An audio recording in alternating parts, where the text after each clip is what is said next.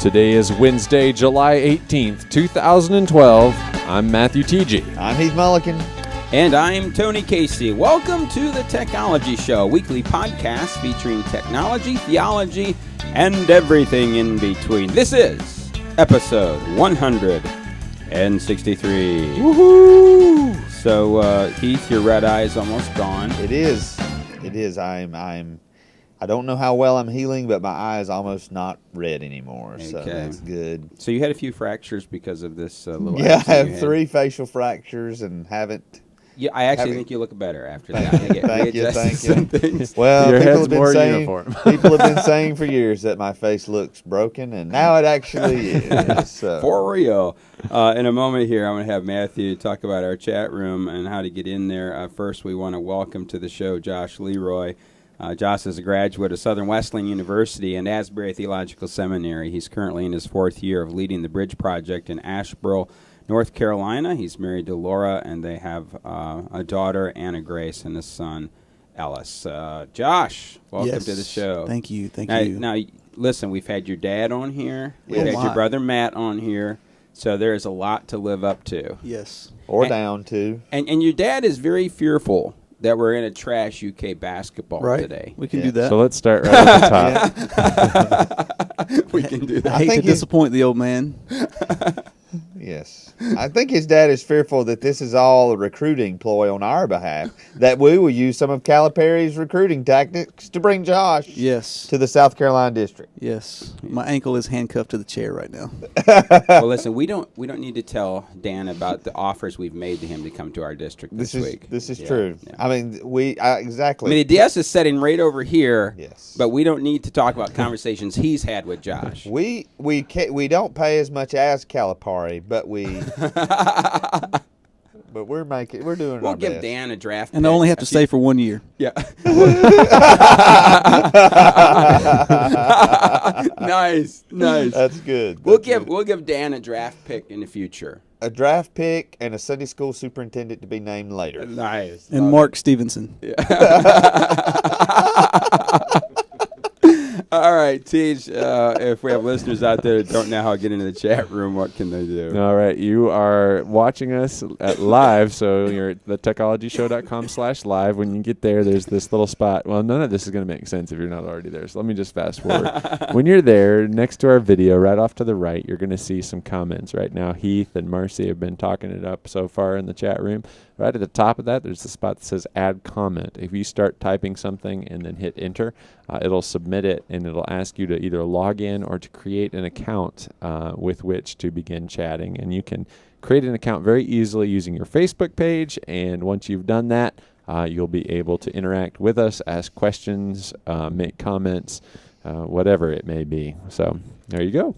Alrighty. Well, Josh, let's jump in here. For those who don't know, what is the Bridge Project? Yeah, and you said 4 years. This is our 5th year Okay. actually on the Bridge Project. It is an outreach ministry in Asheboro, North Carolina. And more specifically, it's an outreach ministry into a community that's about 70-80% African American. So we like to call it a public act of repentance for the public sin of racism. It's a Wesleyan-supported ministry that my wife and I started about 5 years ago. So the idea actually was to plant a church in this community. But we were there for about 2 weeks, and we started counting churches. And the community is only 1 square mile, and there's 13 churches in that 1 square mile. So 12 black churches and 1 Hispanic church. So we felt like in order to minister there, we had to gain trust, and that would not be a good way to gain trust, to come in and be a threat. So we've sort of taken the outreach ministry model more or less, even though that's kind of a moving target and always an evolving thing. So You talked about public repentance. So Yes. why is that important? Well, I think that we pride ourselves as a Wesleyan church for kind of leading the way in abolition and things like that. But we also need to claim our sin of racism. I think, and especially in the town that we're in Asheboro is an old Southern town. I'm sure the towns around here are pretty similar. There is a distinct wrong side of the tracks, and in our city, as old as it is, and it's about 15% African American, about 25% Hispanic. In the history of our city, we've had one minority member of city council in its entire history. Wow. So if you look at the places of power in our community, even when it comes to the school board, fire department, police department, it's run by white people, even though the decisions affect other people. So there's still a residue of racism that still exists now, and so we're not just repenting for our racist past, but also our racist present too, and trying to change the future, I guess. Yeah. Josh, why is the issue of racial reconciliation so important to you and to the church in general? I don't know why it's so important to me, but I know it is. I think part of it is just kind of growing up, and I had a lot of friends who are African American. And then when I went into the ministry, there were no options to minister in that culture if you're going to be a Wesleyan pastor. Right. So from 2001 to 2004, I was a youth pastor at an upper middle class white church. It was a good job. I had really good kids, and I absolutely hated it. I was completely miserable, and I swore I would never do that again. But I didn't know what to do, so I went to graduate school. And then I come out of graduate school, and guess what? The only jobs I'm being offered, same deal, to work in an all-white context. So we had to kind of make our way. I just really have always felt like looking at churches, and only, I think the latest stats is something like only 6% of evangelical churches can even make the claim of being biracial. Okay. And I think that's wrong. I mean, I just think it's wrong, and I've always felt it's wrong. I think from a Christian point of view, you look at Ephesians, where Paul talks about Christ tearing down the dividing wall of hostility, and he's talking specifically about the wall that existed between Jews and Gentiles. But that wall is any wall that exists between us and God, any wall that exists between us and our neighbor, Christ came to tear down. Yeah. And I think that this is a strong statement, I know, but I really think that the degree to which we are divided from our neighbor is the degree to which we are divided from God. Well, you're familiar with the book Soul Shift, which Yes. is getting a lot of press right now, and we're doing it at our church. But one of the things I love in there is that Danaf and Drury say that the measure for our love for God is equal in proportion to our love. It's no greater than Right. Our love for others. For others. Did Steve Danef cite me when he? Yeah. That's my. No, I'm kidding. No, they did not say Okay, it. okay. And you talked about that a But lot. yeah, it's- A lot. We've been talking about that a lot this week at family camp, but especially last night in the parable of the Good Samaritan, in that God's looking at us to see how much we not love just our neighbor, but love our enemy, love the person Right. who would directly oppose us. Right. I'm going to kind of go off script here, but I am so fascinated by this issue and the whole issue of repentance. So first, let me say this. Dr. Lyon, our general superintendent, I mean, she, on behalf of the denomination, there was this public apology that was given at General Conference, and I just wanted to stand up and cheer. Absolutely, yeah. Because I've been saying for a long time, let's own our past. Now, we're good at owning that the founding in 1843. Right, we're good at owning Adam Crooks. Yeah. Right, exactly. And for those that don't know, we took this bold stand against slavery. But not only that, you could be an abolitionist and be against integration. But when you look at the founders, especially Luther, Lee, and Orange Scott, there were 5 founders in the Western Methodist Church. Those 2 guys, they were integrationists. Absolutely. Orange Scott had an article that I've read called Color Phobia, where the whole tenor of the article is, if there are those who are bent out of shape because you're going to be hanging around people of African descent, then cull them out of your life. Get them out of your life because they're of no benefit to you, and they're just irrational on this issue. Yeah. And so we have this wonderful, wonderful heritage. But when you get to the era of civil rights, from 1959 to 1970, I read every district journal in Alabama, Georgia, South Carolina, North Carolina, and Mississippi. And there were moments that I just wanted to break down and cry for legislation that we passed. Yeah. And we sinned. And there's no way to candy coat that. Right. We just did. We Absolutely. had become part of the segregationist culture. Yep.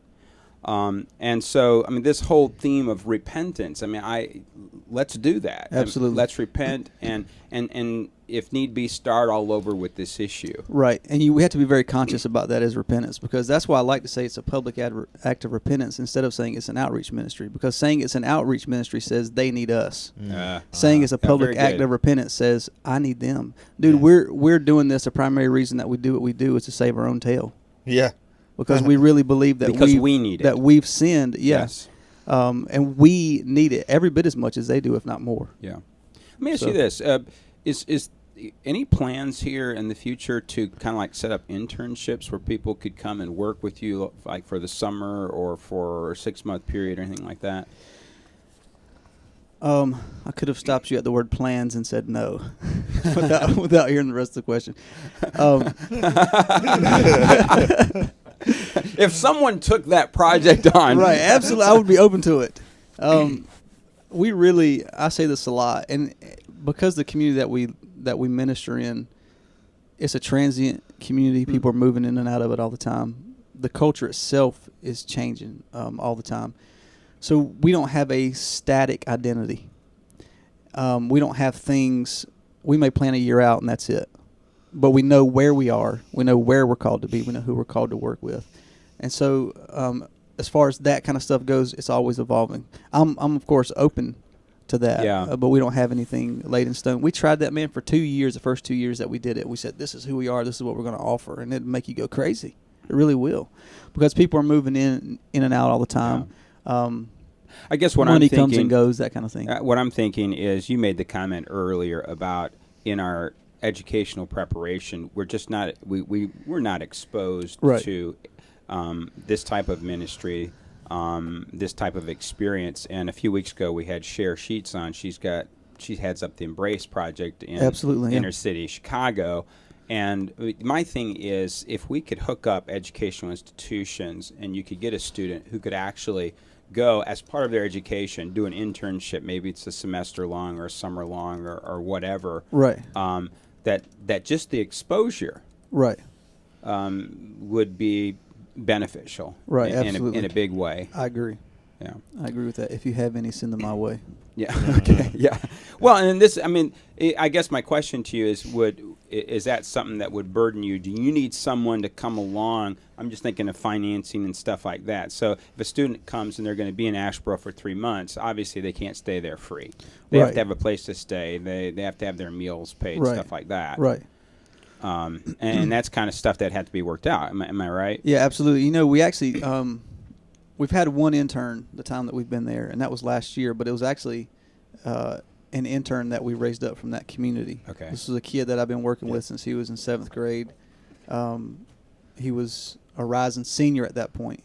So he interned with us, and we paid him. We raised money to pay him. Okay. And it was a really cool experience for him to do it. Of course, that's different than bringing like a white college Wesleyan student into that community to learn. That would be beneficial, too, for other reasons.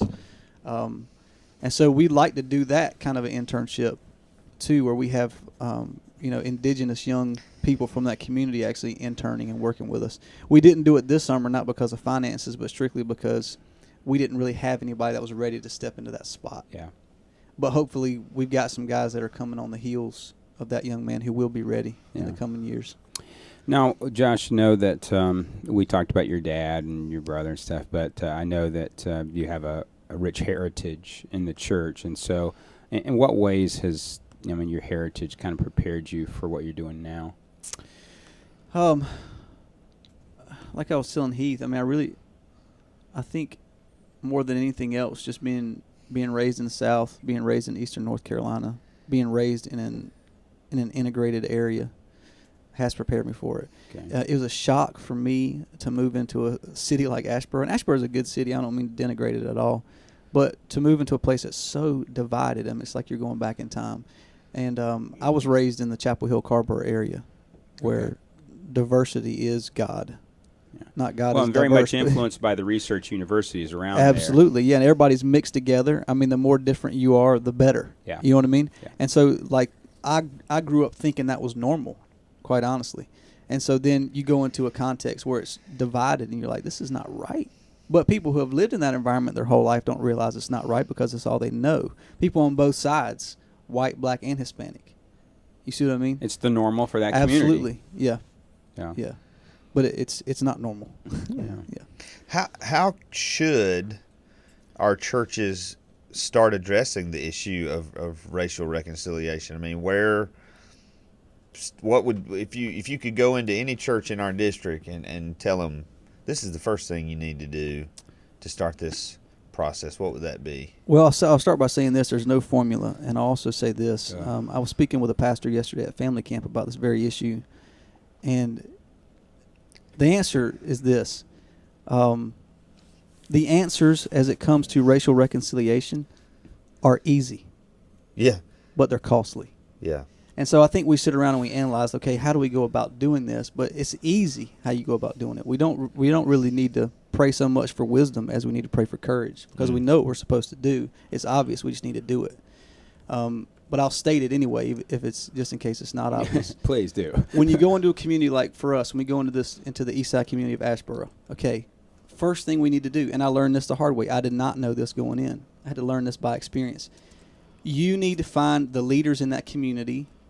Okay, you need to find the pastors in that community who believe in what you're doing, who really believe in the gospel, and you need to put yourself in their service. They have to lead. You cannot lead.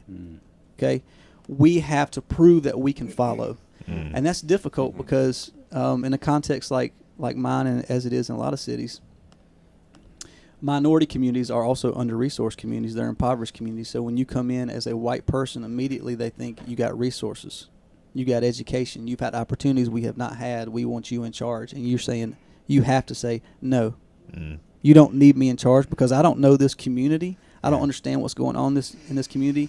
And I can bring all my resources in here, but if I'm in charge, I'm going to mess things up. So the people who are here, who love this community, who have been here longer than me, they need to lead and I need to follow. And I don't think you ever get beyond that. That's the tough thing for us. Yeah. That's the tough thing for us is we have to be in the following position. We can't be in the driver's seat when it comes to the issue of reconciliation. It's interesting with I've been doing a lot of research in the area of multi-ethnic worship. And one of the things that research, the precedent literature is what Michael Emerson is doing. And you have Emerson and Smith's book, Divided by Faith. Yeah, absolutely. Yeah. Great book. And so there's been just over the last 11 years now, a wealth of research that's come out of that.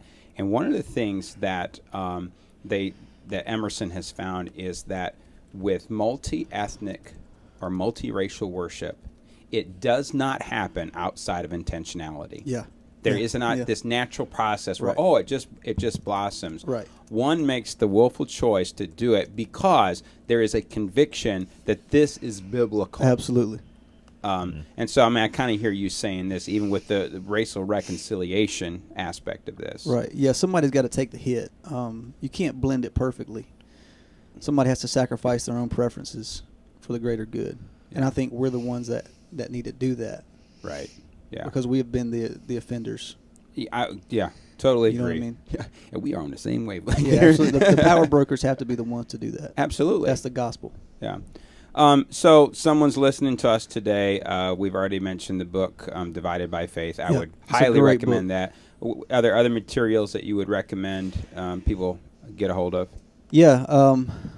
Anything by Jonathan Wilson Hartgrove, okay, who lives in Durham, North Carolina. He has a community there called the Rootba House. He's written a book specifically called "Free to Be Bound," and this is a white guy. We're all white guys, but this is a white guy. This is a really white guy who's actually living in a black community and is on staff at a black church. Oh.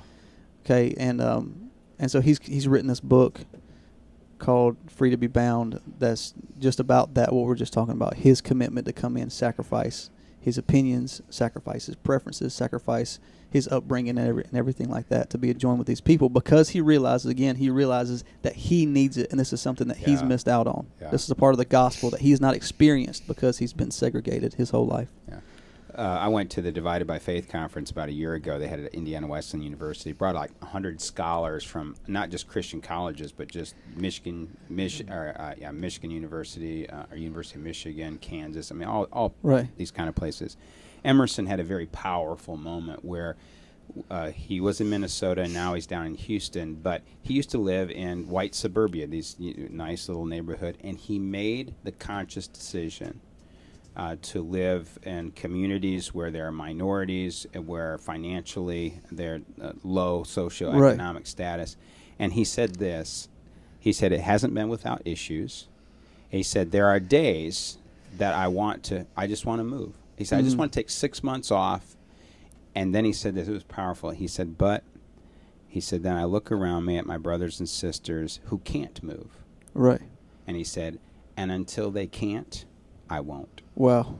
Yeah. Oh, it was a heart-stopping moment. And you saw at that point his commitment to this. And I hear you saying the same thing about this resource here with this gentleman in North Carolina. Right, absolutely. That he's making the same kind of commitment. Yeah, absolutely.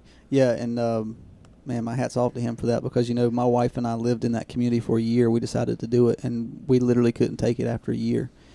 And part of the reason was we had already been ministering for a couple of years, so there was heightened expectation. So I would say to people, if you're going to do that, you're going to live in that context, I say go for it, absolutely. We need people to do that. But don't come in just like Jonathan Wilson Hartgrove. He's there, he's a pastor on that staff, but he doesn't, run a ministry there. Okay. So there's not as much expectation. You're the person that we come to when we need stuff.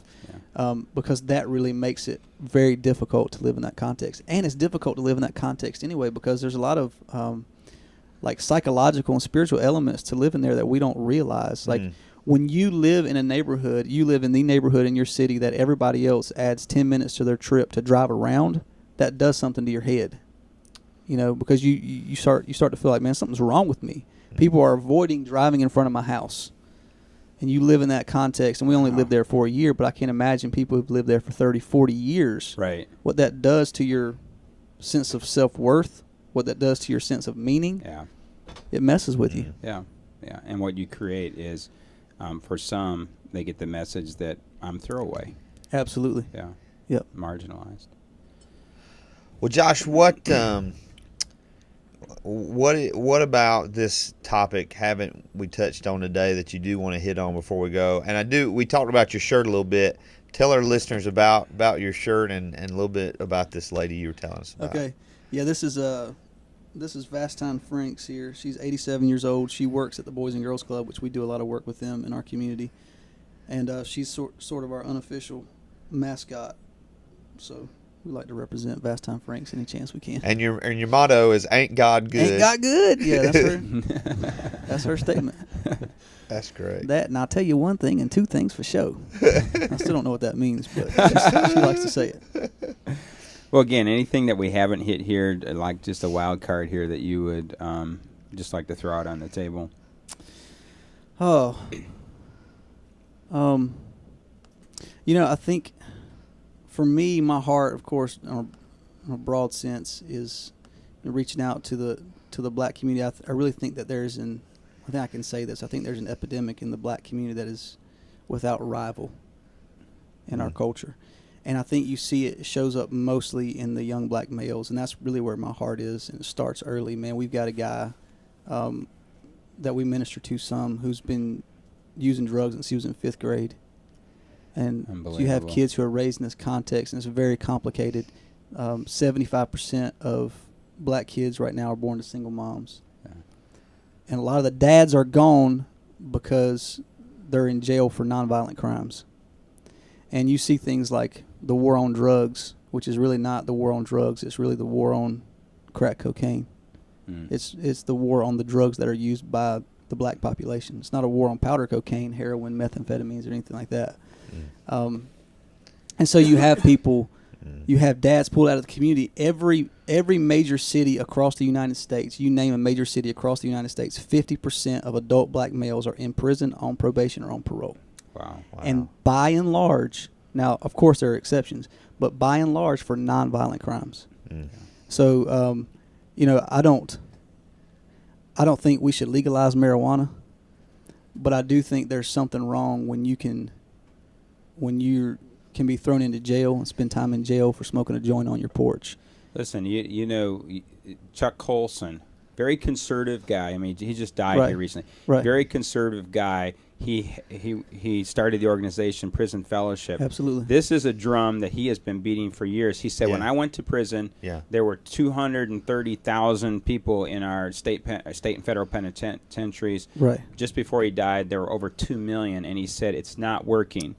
And he said, before I went to prison, I was the conservative who said, lock them up, lock them up, lock them up. But he said that we've got this wrong. Yeah. And the very thing that you said, we're locking people up for crimes that they shouldn't be locked up for. Right. And what's happening on the back end is we're decimating communities Absolutely. and families. Yeah, and this is going to be a strong statement too, but I believe it to be true. I think that the black community is worse off now, in some ways at least, than they were during Jim Crow segregation. And the reason for that is during Jim Crow segregation, at least their family unit was intact. Now their family unit is not intact because all these males have been pulled out. Yeah. And what happens when you pull all the males out, then you have so many black females and just a few black males. And so now nobody's getting married because all these black males have so many options that now nobody's getting married. So the community has been decimated in large part because of the war on drugs and other things like that, which I think are... of course, not overtly, but I think are racially motivated at their core. So would you say, and I don't mean to... This is... Are you going to ask me about marijuana? No. I guess what I'm saying is there are a lot of people who would believe that in government's effort to make things better, they've made things worse. But doesn't that also apply to the church in some ways? In some ways, we've tried to make things better, but we've gone in and kind of what you've shared, how we should do it, we've done the exact opposite. Right. So how do we fix all this, man? I would say this is a very broad statement, but I would say any policy by the church or by the government that's fear-based is wrong. Right. Well, you talking about this whole drug thing. ESPN did a special about 60 days ago about the death of Len Bias. Absolutely, I saw it. Yeah. And and the radical legislation that came down because there's all this pressure. Someone's got to be blamed. We've got to. Something's awry in the culture, and they talk. And these laws that were passed were overreaching. They went way beyond. Yep. And then you hear that one congressman stand up at the end who was a part of this whole thing, who had all these drug laws passed during the Reagan administration, said, "Holy cow, we had no idea. We messed up big time, and now we can't change it because now it's in law." Yeah. Well, and you could change it legislatively. The problem is there would be such an outcry because it would be seen as compromise. Right. Right. Josh, this has been great, man. Good stuff. Thank you, guys. Yeah, we will keep you on our radar screen and get you back. Josh is going to stick with us for the rest of the show. So we were scrambling for a download of the week, and listen, I need to. Yes. What? Yeah, go ahead. Give me the. give it to me there, Teach. Here you go. Download of the week. All right, so I started saying we were scrambling for the download of the week, and Heath Mulliken, as always, pulls us out of the fire. What you got, Heath? Now, this is a Mac application that you can buy from the Mac App Store for your Mac computer. That makes sense. If you're getting it at the Mac App it's Store, going to be on. It's probably going to be for the Mac, not a Linux or a PC. You see what I'm dealing with, Josh? You see this? But Mr. Obvious. The download I want to share is MindNode. It is a Mac app, like I said, and they have a free version and paid version. Basically, what it is a mind mapping software. If you've never used mind mapping software, it is great if you're working with a team and you're trying to kind of lay out some plans. But it's something I use. Like I said, it's free. You can print them out to PDFs, but it just gives you so many options. If you don't know anything about a mind map, just download MindNode, and it'll teach you how to do all that, and you'll become a better person for it. Maybe you could do like a 20-minute podcast on your website explaining all of this. That's on the editorial calendar. Real quick, what's a mind map? Like, a mind describe map, what you use that for. Okay, all right, good. You guys know, I can't even think of his last name now. Ed, pastors in Texas, not Stetzer.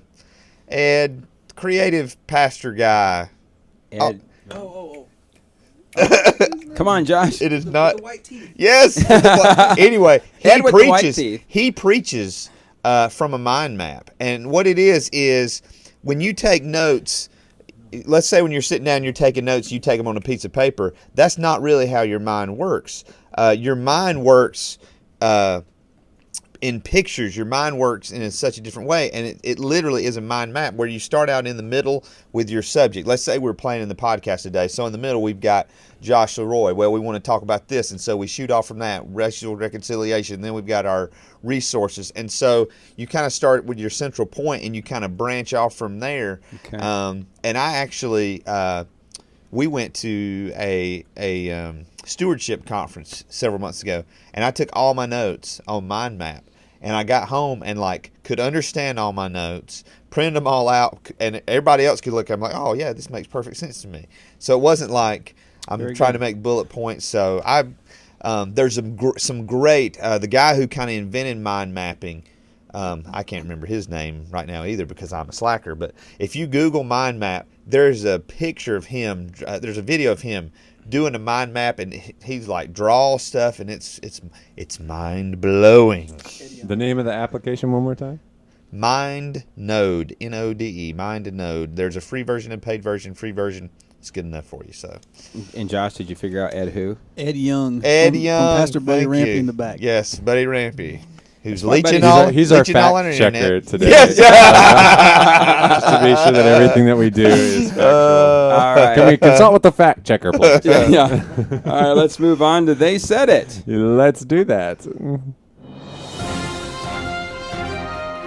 Read my lips. I'm going to say this again. I've never taken steroids or HGH. I took the initiative in creating the internet. The Macintosh, of all the machines I've ever seen, is the only one that meets that standard. I'm not a crook. If you know what you're doing here, slide out. Don't allow that guy, the drug user and the alcoholic, to be in your band. Get rid of that cancer early on because they will be like vampires.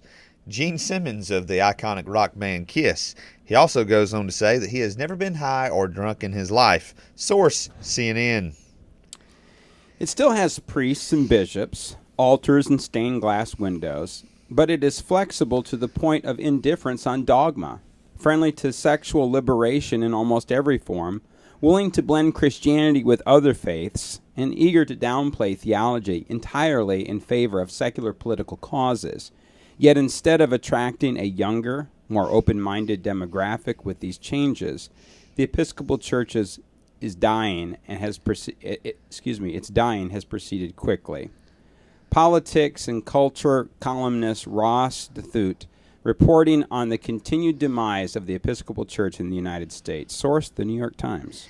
It was put up throughout the town in the middle of the night when everyone was asleep without the permission of the business owner.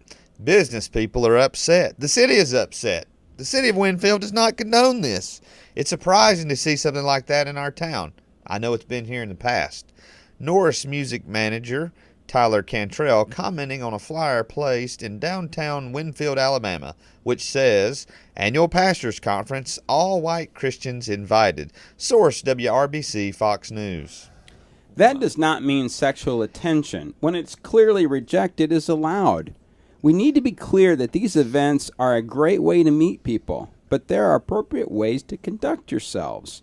There are common sense ways to address this for both men and women. Maggie Ardante, Director of Development for the American Humanist Association, reacting to the 40% decline in female registration at the Skeptics, Atheists, and Humanist Conference in Las Vegas, Nevada, due to sexual harassment in the past. Source, RNS. So, big-time interest for me in the very first story here with the Episcopal Church. That one, I'm interested in that, with Gene Simmons and Kiss. I was shocked by this. Yeah. When I read this statement that he has never been high or drunk a day in his life. See, I've heard that in interviews. I mean, all growing up, I heard him do an interview on Oprah. He and Paul Stanley were on Oprah, and they were talking about this. And Gene Simmons is very open about. He has only just recently gotten married here, probably in the last 2 or 3 years, but was very anti-marriage and has been with thousands and thousands of women, but really took a hardline stance on drugs and alcohol. He's fired band members, good band members, who did get messed up with drugs and alcohol. And part of the reason in this interview, if people click on the link, is his mother's a Holocaust survivor.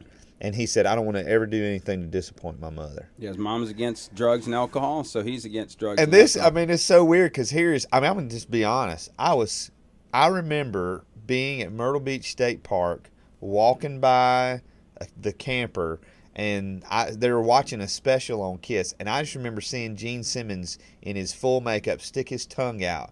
Gave me nightmares. I mean, even last night.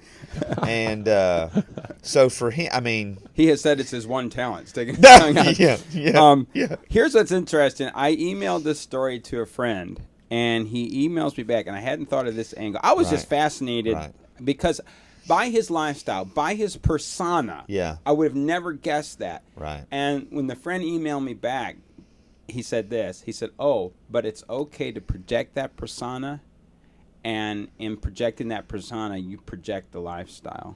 Right. And so while you have these very strict rules about it, and he sees his adherence to these rules going directly to the success of the band, because he just didn't put up with it in the band. Right. And yet the whole band kind of makes its whole living on projecting this image of out there and party. And I want to rock and roll all night and party every day. Yeah, exactly. And so he thought it was hypocritical. I don't know. I mean, it's just good fodder for talk. Yeah. Episcopal Church here. There were two articles that I was debating to put in our lineup. There's another article that says that financially they're on the verge of collapse. Really? Yeah. And where there is this serious issue of where is there going to be Episcopal Church in the future. And my response to this is my classic response to classic liberalism, and that is this. If your approach is that the scriptures aren't inspired, that Jesus is not the Son of God, that there's no literal heaven or hell, and that the thrust of your organization is to reach out to people socially, why do you need the church? Right. And why do you have to exist as a church? Because the Lions Club does this, the Rotary Club does this, and there are any number of other clubs that do it. Yeah, you're absolutely right. I thought it was interesting. We have two stories, one about the Episcopal Church, one about an atheist group and their membership. Both of them, their membership is shrinking for different reasons. But well, we'll jump to that last story. So isn't it interesting? You have the Humanist Atheists, this big convention that happens annually in Vegas, and the women are dropping out like flies because they're treated awful when they go. Yeah.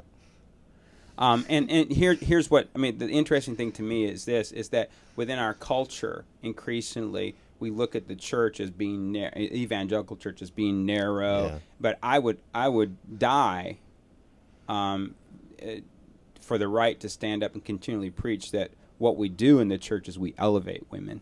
Yeah.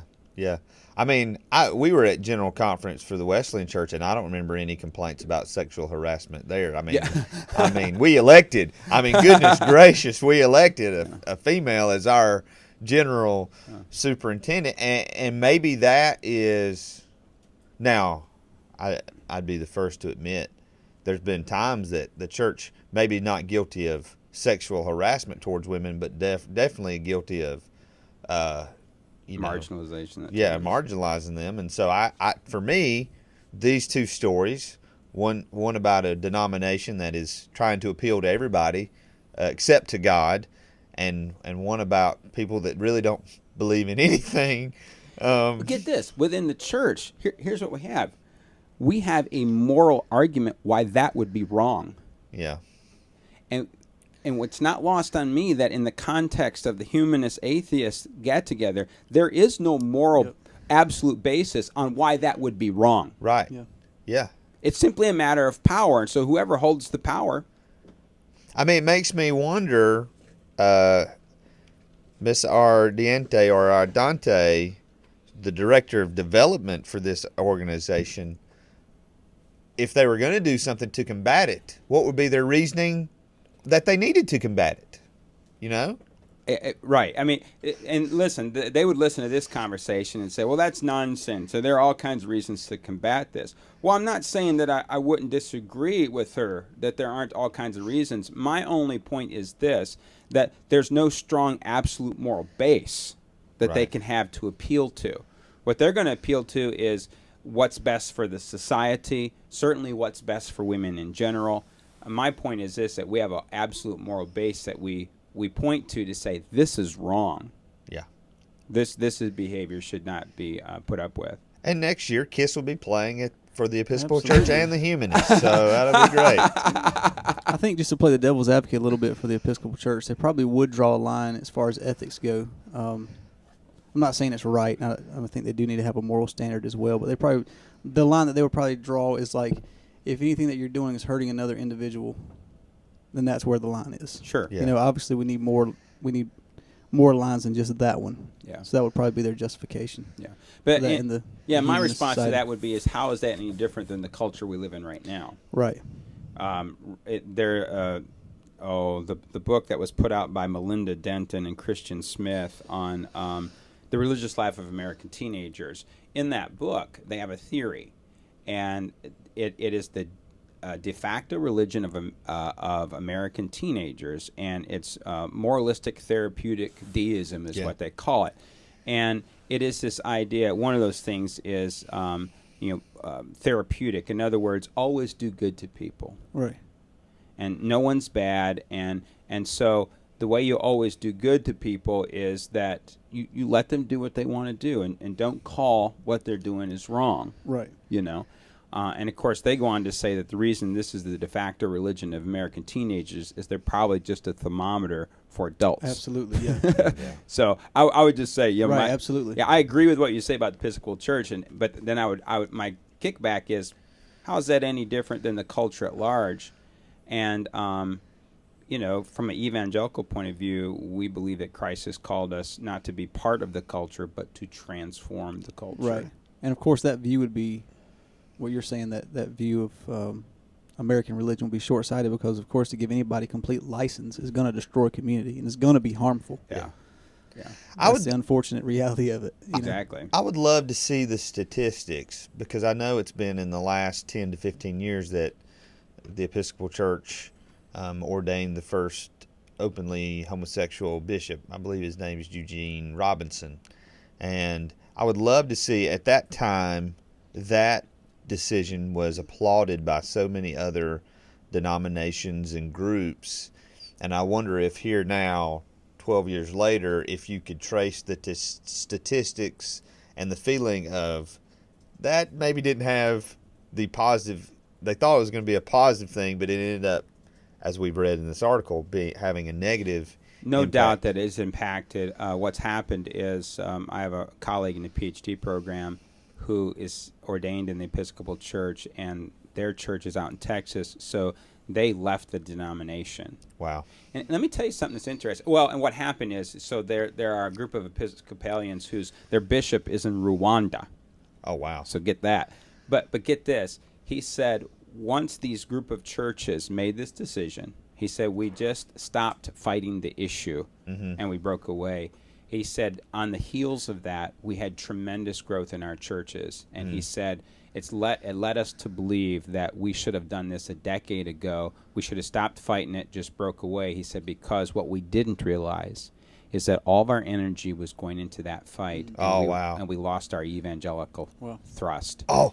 And he said once we broke away, he said all of a sudden now our attention was back on building of the kingdom, and he said our churches just started growing. It goes so much back to probably my favorite Joe Lyon quote, where she essentially said, Joe Lyon? Joanne, what did I say? Joanne? Joe Lyon. I, for one. Joe, I love will Joe not Lyon. stand idly by. Boy, Heath and Joanne are close. He is called You will Joe. call her Mrs. Lyon. JoJo.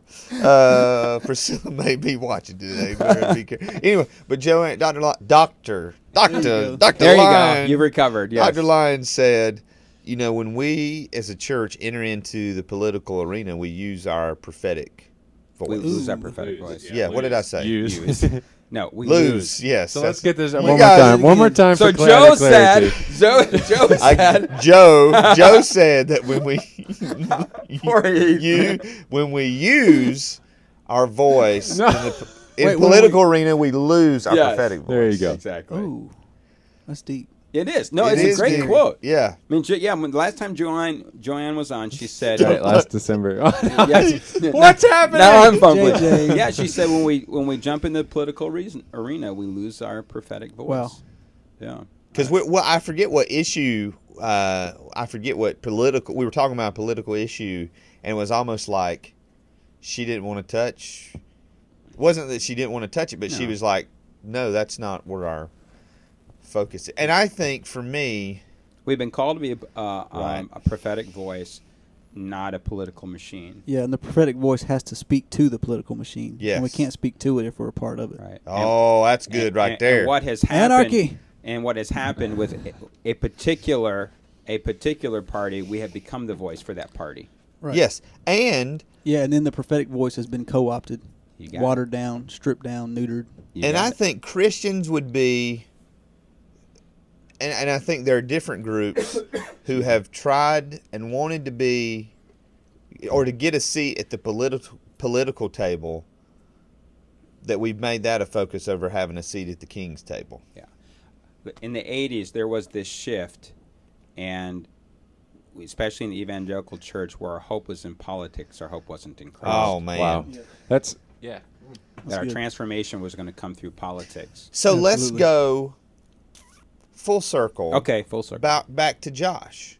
Josh, do you I am running for office. No.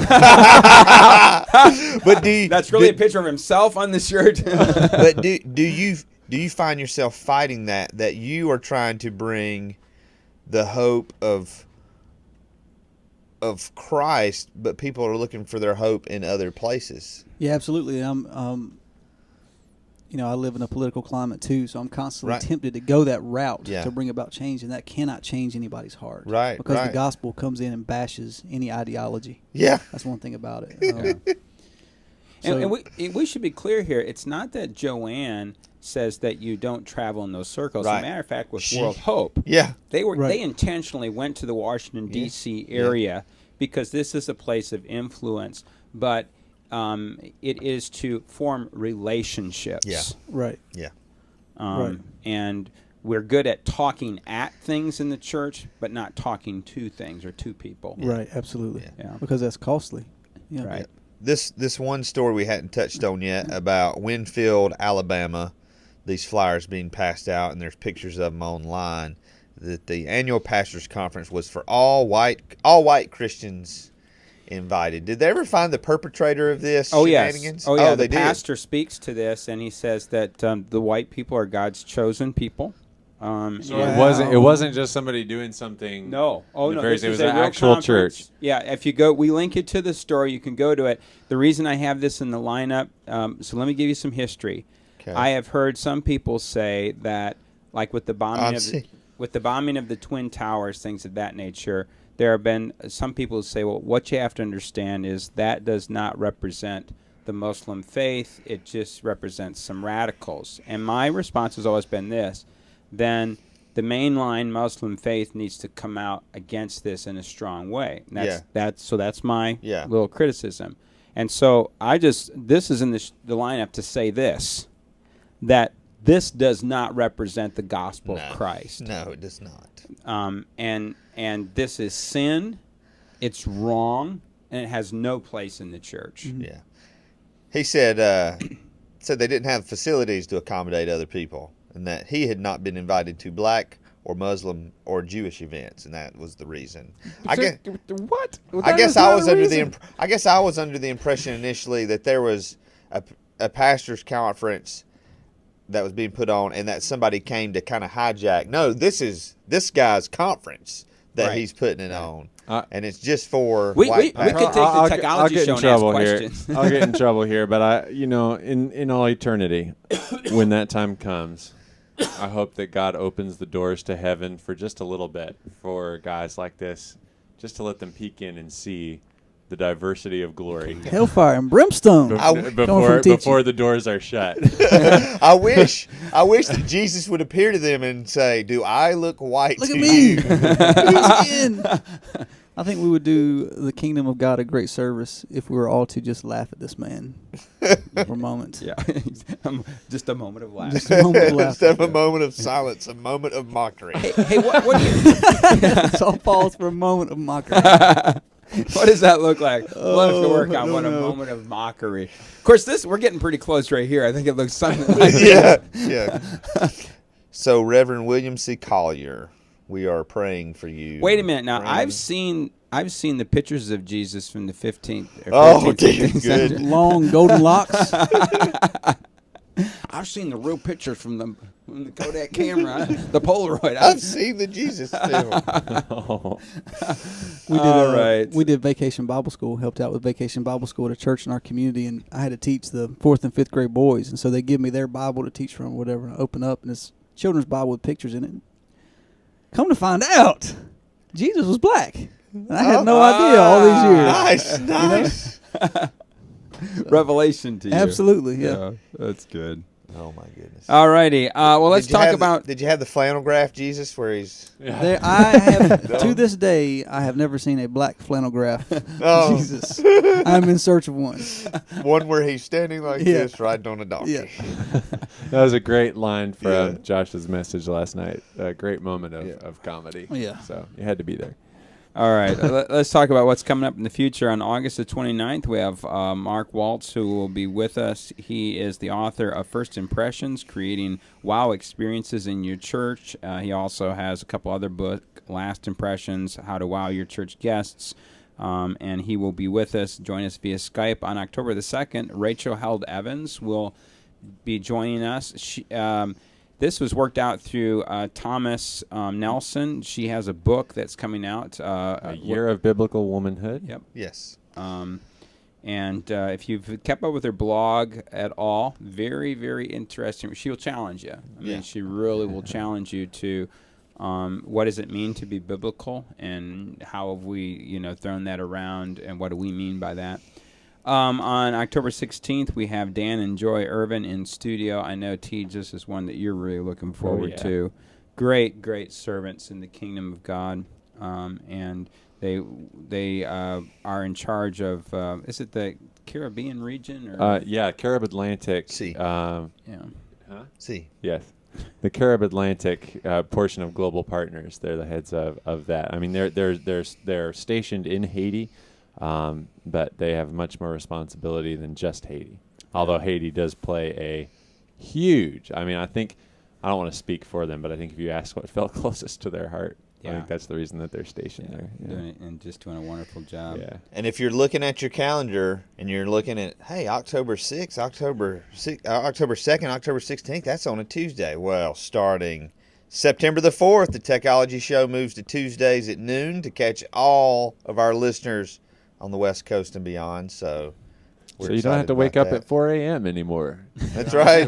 show. So we're doing this for you. Those of you who are listening right now, we're doing this for you. And we have like a buku of invitations that are out there right now. Summer's a little bit slower, and so some of these are trickling in. There's going to be some great guests, we hope, in the future. It's going to be awesome. Yeah. Now, Josh, before we go, people are asking in the chat room two things.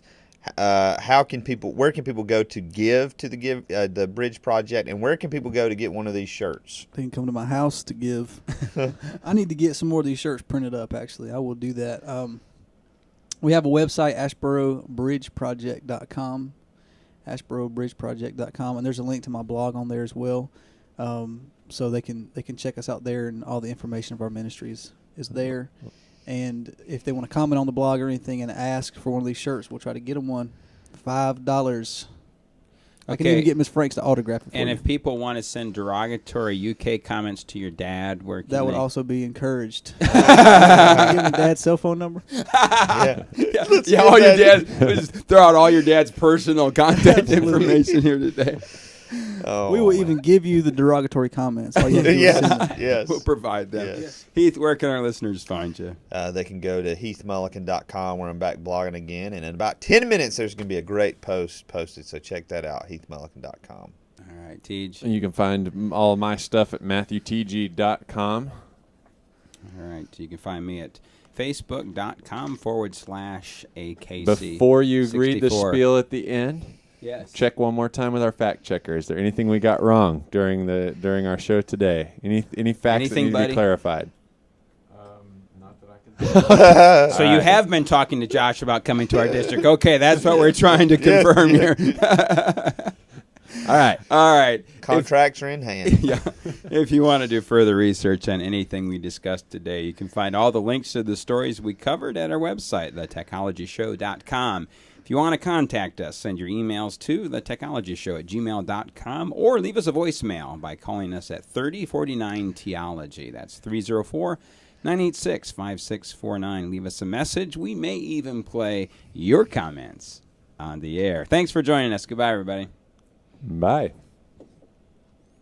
Come on. Adios. There you Thank you. Don't leave them hanging. Good Don't leave them gracious. hanging, man. They wait for your audio. Oh, man.